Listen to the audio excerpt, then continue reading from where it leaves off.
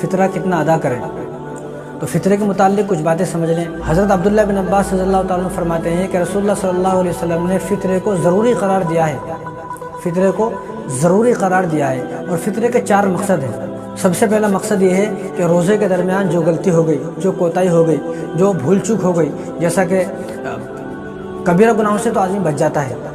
روزے کے درمیان آدمی کبیرہ گناہوں سے تو بچ جاتا ہے، لیکن جو چھوٹے موٹے گناہ ہیں، صغیرہ گناہ ہیں، وہ آدمی سے ہو جاتے ہیں، جیسا کہ کسی کو گالی دینا ہے، روزے میں کسی کو گالی دے دیا، کسی کے بارے میں برا سوچ لیا، کسی کی برائی کر دیا، کسی کی غیبت کر دیا، جھوٹ بول دیا، چھوٹا موٹا کسی کو دھوکہ دے دیا، تو یہ وہ چیزیں ہیں جو روزے کے درمیان ہو جاتی ہیں۔ تو سب سے پہلا مقصد یہ ہے کہ روزے کے درمیان جو غلطی کوتاہی ہوئی ہیں، وہ غلطی کوتاہی فطرے کے ذریعے سے معاف کر دی جاتی ہے۔ کتنا آسان ہے، کتنا آسان، یعنی وہ غلطیاں چھوٹی موٹی جو ہوئی ہیں وہ سب معاف ہو گئی۔ یعنی یہ فطرہ روزے کی زکوٰۃ ہے، جس طرح بدن کی زکوٰۃ روزہ ہے، مال کی زکوٰۃ ہے، اسی طرح روزے کی زکوٰۃ فطرہ ہے۔ یعنی اگر ہم نے فطرہ دے دیا تو روزے کی زکوٰۃ ادا ہو گئی، یعنی جو روزے کے درمیان جو غلطی ہوئی ہے، کوتاہی ہوئی ہیں، ان ساری غلطیوں کی طرف سے کفارہ ہے، وہ ساری غلطیاں فطرے کے ذریعے سے معاف ہو جاتی ہیں۔ یعنی جس طرح نماز سے پہلے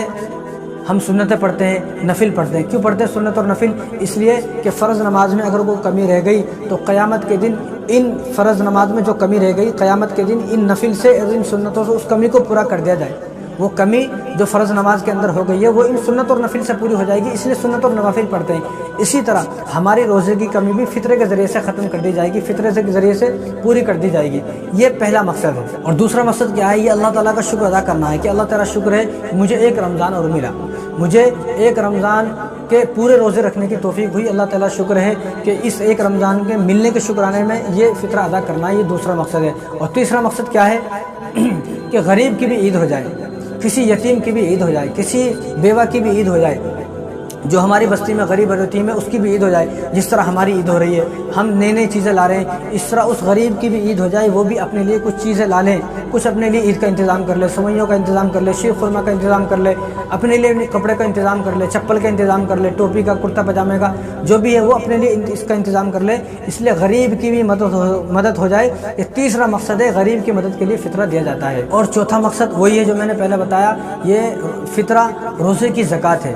فطرہ روزے کی زکوٰۃ ہے۔ جس طرح زکوٰۃ کے ادا کرنے سے مال پاک ہو گیا، اور ہمارے روزہ رکھنے سے ہمارے بدن کے اندر جو جراثیم ہیں، جو بدن کے اندر فالتو چربی چڑھ گئی ہے، اور جو بیماریاں پیدا ہو گئی ہیں، اور جو بیماریاں پیدا ہونے والی تھی وہ ہمارے 30 روزے رکھنے کی برکت سے وہ بیماری ختم ہو گئی، وہ بیماریاں۔ اسی طرح جو ہماری روزے کے درمیان کمیاں ہیں، غلطی ہیں، کوتاہی ہیں، جو ہمارا روزہ تھوڑا سا کسی جھوٹ بولنے کی وجہ سے یا چغلی کرنے کی وجہ سے یا کوئی بھی ایسا غلط کام کرنے کی وجہ سے جو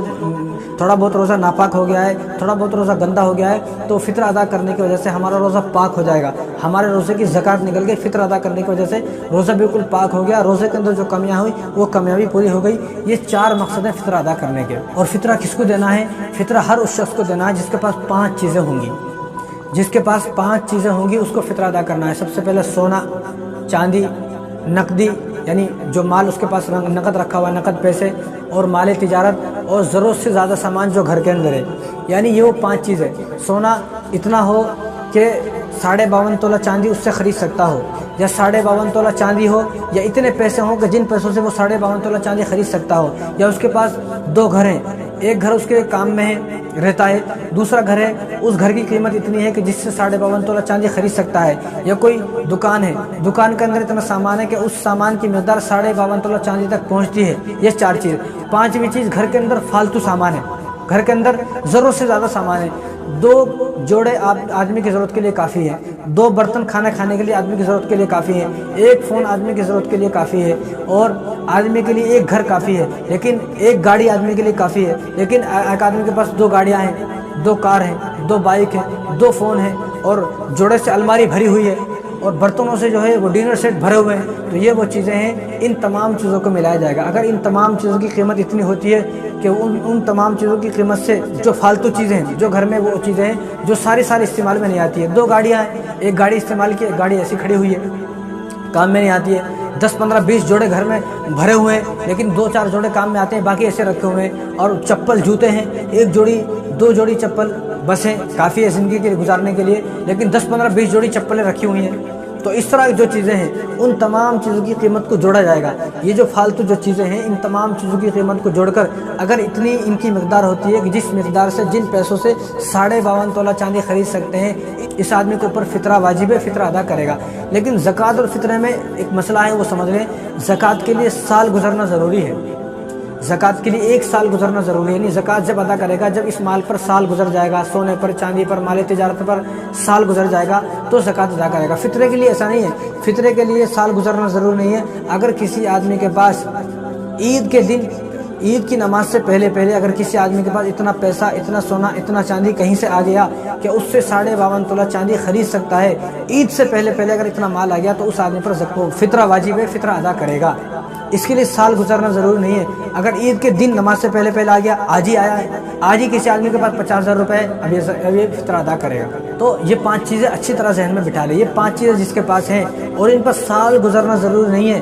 سال گزرنا ہرگز ضروری نہیں ہے، رمضان میں کبھی بھی آ جائیں عید کی نماز سے پہلے تک، تو اس آدمی کو اپنا فطرہ ادا کرنا واجب ہے، فطرہ ادا کرنا پڑے گا ورنہ وہ گنہگار ہوگا۔ اور دوسری بات، فطرہ کب ادا کرنا ہے؟ فطرہ عید کی نماز سے پہلے ادا کرنا ہے، عید کے دن سے پہلے نہیں، عید کی نماز سے پہلے ادا کرنا ہے۔ کیوں؟ کیونکہ عید کی نماز سے پہلے غریب کے گھر پہ انتظام ہونا چاہیے۔ تم یہ کپڑے کب سلائے؟ عید کی نماز سے پہلے سلائے، عید کی نماز کے بعد سلائے۔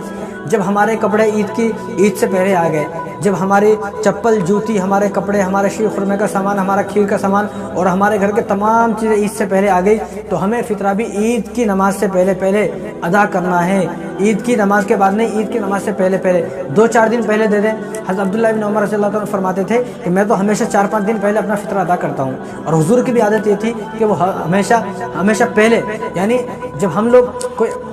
جب ہم لوگ اپنا سارا سامان عید سے پہلے خرید رہے ہیں تو غریب آدمی جس کو فطرہ دیا جائے گا وہ بھی اپنا سامان عید سے پہلے خریدے گا۔ کبھی آپ نے دیکھا کوئی آدمی عید کے دن شاپنگ کرنے 4 مینار کو گیا،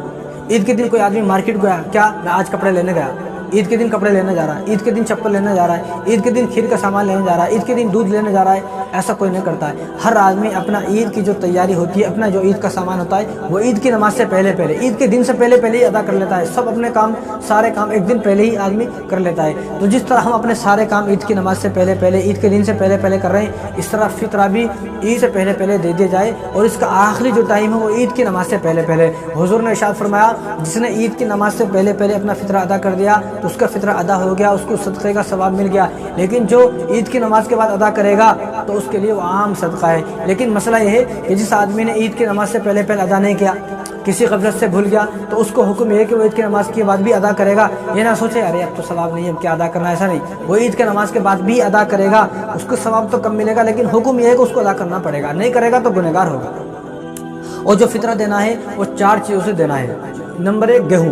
گیہوں 2.25 کلو کا حساب ہے۔ 2.25 کلو گیہوں اس وقت حیدرآباد کے اندر 2.25 کلو گیہوں 80 روپے کا ہے، اور یہ جو ویڈیو بنائی جا رہی ہے یہ حیدرآباد کے لیے بنائی جا رہی ہے، یہ پیسے حیدرآباد کے لیے ہیں، باقی یہ جو تمام چیزیں ہیں یہ پوری دنیا کے مسلمانوں کے لیے باتیں ہیں۔ یہ جو اور باتیں ہیں پیسوں کے علاوہ، 80 روپے جو فطرہ ہے وہ حیدرآباد تلنگانہ کے لیے ہے۔ تلنگانہ کے علاوہ جو باہر ہے وہ اپنے علماء سے رابطہ کریں، پوچھیں کہ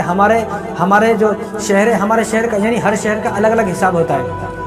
اب ہمارے یہاں دلی کا حساب ہے، وہاں پر 50 روپے ہے، 40 روپے ہے، کبھی 45 روپے ہوتے، تو 40-50 کے آس پاس ہوتے۔ تو اس طرح شہر جب بدلتے ہیں تو فطرہ بھی بدلتا ہے۔ تو یہ جو 80 روپے ہیں صرف تلنگانہ کے لیے ہیں، 80 روپے تلنگانہ کے لیے ہیں، باقی 80 روپے کے علاوہ جو میری جتنی بھی باتیں ہیں یہ پوری دنیا کے مسلمانوں کے لیے یہ باتیں ہیں کہ تلنگانہ میں، حیدرآباد میں اس وقت 80 روپے ایک آدمی کا فطرہ ہے، اگر وہ گیہوں کے حساب سے دیتا ہے۔ اگر وہ جو کے حساب سے دے، یعنی 4 چیزوں سے دینا ہے، ایک گیہوں، دوسرا جو، کھجور، کشمش، اگر وہ جو اور کھجور اور کشمش کے حساب سے دینا ہے تو اس کو 3.5 کلو کے حساب سے دینا ہے۔ کشمش سے کوئی آدمی دے رہا ہے تو 3.5 کلو کشمش کا ایک فطرہ، جو کے حساب سے دے رہا ہے 3.5 کلو جو کا ایک فطرہ، کھجور کے حساب سے دے رہا ہے 3.5 کلو کھجور کا ایک فطرہ ہوتا ہے۔ جو سے ادا کر رہے ہیں تو 3.5 کلو جو، اس وقت جو فطرے کی مقدار ہے 3.5 کلو جو سے وہ 250 روپے ہے۔ 250 روپے ایک آدمی کا فطرہ ہے اگر جو کے حساب سے دے رہے، کشمش کے حساب سے، کھجور کے حساب سے دے رہے تو یہ 3.5 کلو کے حساب سے دینا ہے۔ اس وقت 3.5 کلو بہترین کھجور اور 3.5 کلو اچھی کشمش جو ہے وہ ایک آدمی کا فطرہ 980 روپے ہوتے ہیں۔ ایک آدمی کا کھجور سے اور کشمش سے اگر فطرہ دے گا کوئی آدمی، کوئی مسلمان، تو 3.5 کلو کشمش اس وقت 3.5 کلو کھجور اس وقت ایک آدمی کا فطرہ 980 روپے 1000 روپے لگا لے۔ اگر کوئی آدمی مالدار ہے اپنی حیثیت کے مطابق دے، اگر آدمی کوئی غریب ہے تو غریب کے واسطے حکم یہ ہے کہ وہ گیہوں کے حساب سے دے، 1.25 کلو گیہوں 80 روپے کے ہیں۔ اگر کوئی آدمی تھوڑا اور مالدار ہے، درمیانے مالدار ہے، تو اس آدمی کے لیے حکم ہے کہ وہ جو سے ادا کرے۔ اب جو سے ایک آدمی کا فطرہ 250 روپے ہے، ایک آدمی کا فطرہ 250 روپے جو کے حساب سے، اور کھجور کے حساب سے اپنا فطرہ دینا چاہتا ہے تو ایک آدمی کا فطرہ 980 روپے ہے، 980 روپے ایک آدمی کا فطرہ ہے۔ اگر کوئی آدمی کھجور اور کشمش کے حساب سے دینا چاہتا ہے 3.5 کلو، تو یہ 4 چیزیں ہیں، انہی 4 چیزوں سے آپ اپنا فطرہ ادا کر سکتے ہو، اور انہی 4 چیزوں سے فطرہ ادا کرنا چاہیے۔ باقی اور بھی مسئلے ہیں، اور چیزوں پہ ادا کر سکتے ہیں، لیکن جو آسان ہے اس کو آسانی رہنے دیں، باقی اندر جانے کی ضرورت نہیں ہے۔ تو دوسرا مسئلہ یہ سمجھے کہ جو آدمی جہاں رہتا ہے اس شہر کے حساب سے دینا ہے۔ میں یہاں رہتا ہوں تو میں اپنے دلی کے حساب سے نہیں دے سکتا، میں یہاں رہتا ہوں مجھے یہیں کے حساب سے دینا ہے۔ کوئی آدمی سعودی عرب میں رہتا ہے تو وہ آدمی اگر اپنا فطرہ ادا کرے گا تو سعودی عرب کے حساب سے ادا کرے گا۔ اگر کوئی آدمی سعودی عرب کا یہاں اپنا فطرہ ادا کرنا چاہتا ہے تو وہ معلوم کرے گا کہ سعودی عرب میں کتنے پیسے ہیں، تو سعودی عرب میں جتنے پیسے ہیں وہ اتنے ہی پیسے یہاں ادا کرے گا۔ ایسا نہیں کوئی آدمی سعودی عرب میں رہتا ہے یہاں 80 روپے دے دے تو ادا نہیں ہوگا۔ جو آدمی جہاں اس وقت ہے اسی وقت کا اعتبار کا حساب ہوگا، اسی وقت کے حساب سے اس کو فطرہ ادا کرنا ہے۔ باقی کوئی آدمی کہیں ایک جگہ رہ کر دوسری جگہ دینا چاہتا ہے تو دے سکتا ہے۔ کوئی آدمی اگر ممبئی کا ہے وہ آدمی سعودی عرب میں رہتا ہے، سعودی عرب کا آدمی ممبئی میں رہتا ہے تو وہ آدمی فطرہ وہاں بھی دے سکتا ہے یہاں بھی دے سکتا ہے، لیکن شرط یہ ہے کہ وہاں کی مقدار۔ کوئی آدمی جیسے سعودی عرب کا ہے لیکن وہ ممبئی میں رہتا ہے تو ممبئی میں فطرہ ادا کرنا چاہ رہا ہے تو سعودی عرب میں بھی اپنا فطرہ ادا کر سکتا ہے، لیکن جتنا ممبئی میں فطرہ ہے اتنا فطرہ اس کو دینا ہے۔ کوئی آدمی سعودی عرب کا ہے لیکن ممبئی میں رہتا ہے، وہ اپنا فطرہ اگر سعودی عرب میں ادا کرنا چاہتا ہے تو سعودی عرب میں جتنے اتنا ادا کرے گا۔ اگر وہ اپنا فطرہ سعودی عرب میں رہتے ہوئے ممبئی میں ادا کرنا چاہتا ہے، ممبئی میں جتنا فطرہ ہے اتنا فطرہ یہاں جتنا ہوتا ہے ممبئی میں کسی آدمی کو دے سکتا ہے۔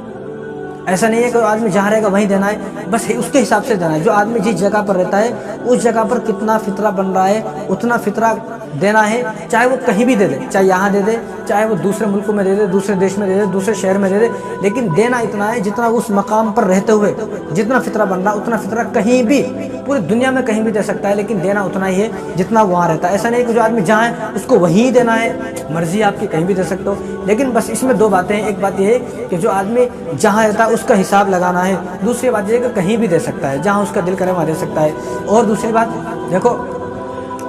گھر میں جتنے بھی لوگ موجود ہیں ان سب کی طرف سے فطرہ ادا کرنا ہے۔ گھر میں جتنے بھی لوگ ہیں، اب گھر کے اندر 50-60 لوگ رہتے نہیں، اب یہ زمانہ ہے، اس زمانے کا نعرہ ہے ہم دو ہمارے دو، تو مطلب یہ ہوگا 4 ہی آدمی ہیں۔ اگر 4 آدمی کا حصہ، اگر 4 آدمی کا فطرہ حساب لگایا جائے فطرے کا تو 80 روپے سے 320 روپے ہوتے ہیں، تو وہ 20 روپے اور ایڈ کر لے، 100 روپے دے دے، تو 100 روپے کا اگر 4 آدمی ہیں تو 400 روپے ہوتے ہیں۔ بتاؤ یہ 400 روپے میں 400 روپے میں کیا گھس جائے گا آدمی کا؟ یہ 400 روپے میں تو کوئی گھسنے والا نہیں ہے۔ تو گھر کے اندر کوئی 60-70-100 آدمی نہیں ہوتے ہیں جو آپ کا لاکھوں کا معاملہ ہے، یہ صرف 80 روپے کا معاملہ ہے۔ تو گھر کے اندر جتنے بھی لوگ موجود ہیں، اب وہ آدمی بیمار ہو، صحت مند ہو، تندرست ہو، لولا ہو، لنگڑا ہو، اندھا ہو، کانا ہو، بہرا ہو، 1 سال کا ہو، 50 سال کا ہو، 70 سال کا ہو، 100 سال کا ہو، گھر کے اندر جتنے بھی لوگ موجود ہیں، جو بچہ عید کی نماز سے پہلے 1 منٹ پہلے بھی عید کی نماز سے پیدا ہو، یعنی عید کی نماز کا وقت زوال تک رہتا ہے، اب جو بچہ زوال تک، عید کے دن زوال تک جو بچہ پیدا ہو گیا تو اس بچے کا بھی فطرہ ادا کرنا ہے۔ یعنی گھر کے اندر جتنے بھی لوگ موجود ہیں، زندہ ہیں، مرحومین کی طرف سے فطرہ نہیں ہے، اور جو حمل سے کوئی خاتون تو حمل کی طرف سے فطرہ نہیں ہے، جو لوگ اس دنیا سے چلے گئے ان کا فطرہ بھی ختم ہو گیا، ان کا فطرہ ادا کرنا نہیں ہے۔ لیکن اگر کوئی آدمی ان کی طرف سے دینا چاہتا ہے ویسی ثواب کی نیت سے کسی کو دے سکتا ہے، دینے میں کوئی حرج نہیں ہے، لیکن فطرہ ان کا نہیں ہے، مرحومین کی طرف سے فطرہ نہیں ہے، جو بچہ ابھی پیدا نہیں ہوا اس کی طرف سے فطرہ نہیں ہے۔ لیکن گھر کے اندر جتنے بھی لوگ موجود ہیں، بوڑھے ہوں، بچے ہوں، جوان ہوں، عورت ہو، لڑکی ہو، مرد ہو، اور وہ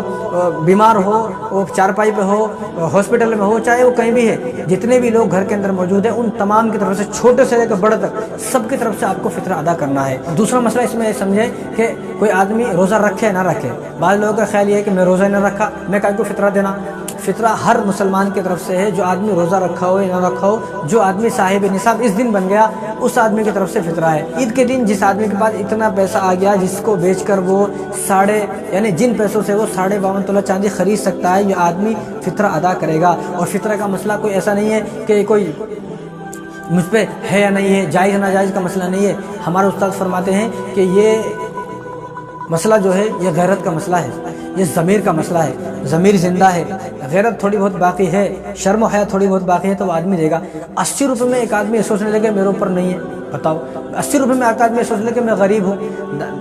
دوستوں کو دعوتوں پر لے جاتا، مندی کھلاتا روزانہ تو غریب نہیں ہوتا، پارٹی کرتا تو غریب نہیں رہتا، یا گھروں میں روزانہ دعوتیں چل رہی ہیں، برتھ ڈے کی دعوتیں جو ناجائز حرام ہے وہ دعوتیں چل رہی ہیں، اور جمعہ کی دعوتیں چل رہی ہیں، اور شادی کی دعوتیں چل رہی ہیں، سالوں کی دعوتیں کی جا رہی ہیں، دوستوں کی دعوتیں کی جا رہی ہیں، اور بڑے بڑے شاپنگ مال میں جا کر بڑی جو ہے وہ شاپنگ کر رہے ہیں، ہزاروں کی شاپنگ کر لیا تو غریب نہیں ہے۔ لیکن 80 روپے جہاں دینے کی بات آتی ہے کہتا میں غریب ہوں، تو غریب نہیں ہے بلکہ تیرا ایمان غریب ہے، تیرا ایمان غریب ہو چکا ہے، تیرا ایمان مردہ ہو چکا ہے، تیرا ضمیر مر چکا ہے۔ تو اس لیے یہ جائز ناجائز کا مسئلہ نہیں ہے، یہ تو غیرت کا مسئلہ ہے، غیرت زندہ ہے۔ 80 روپے میں کچھ سوچنا نہیں چاہیے، ہر مسلمان کو چاہیے کہ وہ فطرہ ادا کرے، فطرہ دے، کس کو دینا ہے کس کو نہیں دینا ہے۔ ان دونوں ٹاپکوں پر ویڈیو آ چکی ہے، آپ وہ ویڈیو دیکھ سکتے ہیں۔ اور عید کی نماز سے پہلے ادا کرنا ہے آپ کو، عید کی نماز سے پہلے ادا کریں گے تو فطرہ ادا ہوگا۔ اگر کسی نے عید کی نماز سے پہلے ادا نہیں کیا وہ بعد میں بھی ادا کرے گا لیکن اس کو وہ ثواب نہیں ملے گا، وہ عام صدقہ ہے۔ تو امید ہے کہ فطرے کے متعلق جو باتیں ہیں آپ کو سمجھ میں آ گئی ہوں گی۔